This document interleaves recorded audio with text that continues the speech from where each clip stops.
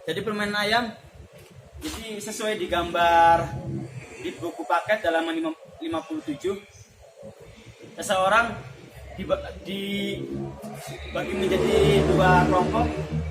Maksudnya di sini yaitu pemain satu orang sebagai pemain menyerupai hewan elang. Kemudian dari 4 pemain atau 3 pemainnya menjadi anak ayam dan satu orang menjadi induk ayam. Jadi di sini untuk permainannya ada 5 orang, dibutuhkan 5 orang dalam 2 kategori. Yang satu kategori buat menjadi elang, yang keduanya buat menjadi, yang keempat orangnya buat menjadi satu induk ayam, ketiganya buat jadi anakan ayam, sebagai anak ayam. Nah, fungsinya elang ini sebagai mencengkram, yaitu predator di sini maksudnya itu mencari mangsanya, mencari makannya dia.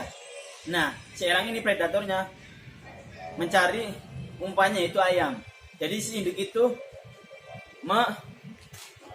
menolong anak-anaknya agar tidak termakan oleh sasaran elang tersebut. Hampir mirip kayak permainan kereta berbaris sih. Jadi gini nih, kalian berbaris, kemudian ngeledekin elangnya sama indukannya. Nah, kalau indukannya udah kemakan ya otomatis kalah. Jadi elangnya bisa mengambil sasarannya dengan memakan anaknya atau induk ayamnya. Jadi kunci dari permainan di sini yaitu kekompakan dan mungkin ya salah satunya kekompakan dalam kerja tim. Oke, kemudian dalam berhati-hati untuk melakukan tindakan. Itu contoh dari permainan ayam dan elang. Dan melatih kesabaran. Nah, di sini kita lanjut lagi ke materi halaman 70. Masih di subtema 2, tema 4. Materinya tentang permainan mengoper bola. Jadi kayak permainan operan bola ke belakang beruntun. Cuma di sini bedanya si anak mengambil bola dari si guru olahraga tersebut. Contoh nih, Pak Iqbal pemain pertama. Nah, teman kalian itu pemain kedua, ketiga, dan keempat. Jadi di sini anak-anak bisa dibutuhkan untuk 4 orang pemain dan 1 orang buat mengambil bola. Bolanya bebas, bisa menggunakan bola plastik ataupun bola glitter, bola futsal, dan bola yang lain. Intinya pakai bola besar, jangan bola kecil. Karena permainan bola tangan dalam permainan sepak bola besar. Punya permainan bola besar. Jadi kalian bisa menggunakan bolanya bebas. Yang penting bentuk bolanya untuk dipermainkan, untuk dipraktekkan yaitu bola besar. Di sini baik pelakan menggunakan bola plastik. Nah, kalian bebas bisa mengikuti dengan contoh permainan baik dengan bola plastik. Jadi ada pemain pertama, pemain kedua, dan ketiga minimal memainkan permainan bola tangan yaitu dengan 4 orang. Nah, contoh Pak Iqbal di sini sebagai guru olahraga nih. Nah, teman-teman anak-anak di sini baris, kemudian mengoper ke belakang. Nah, di sini Pak Iqbal perannya pertama jadi guru PJOK. Dari sini kemudian anak ambil bola dari si gurunya, kemudian mengoper ke belakang.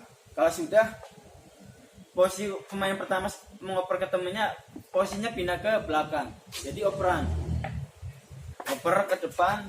Bisa juga permainannya dengan oper ke belakang tubuhnya. Kemudian kalau sudah dia lari ke belakang, nyambung berantai, nyambung ke belakang, seterusnya. Bisa juga operan dari kita ambil dari bola ke guru olahraga, kemudian anak-anak oper ke temennya lewat papasan, muka dengan muka, operan kemudian ke belakang.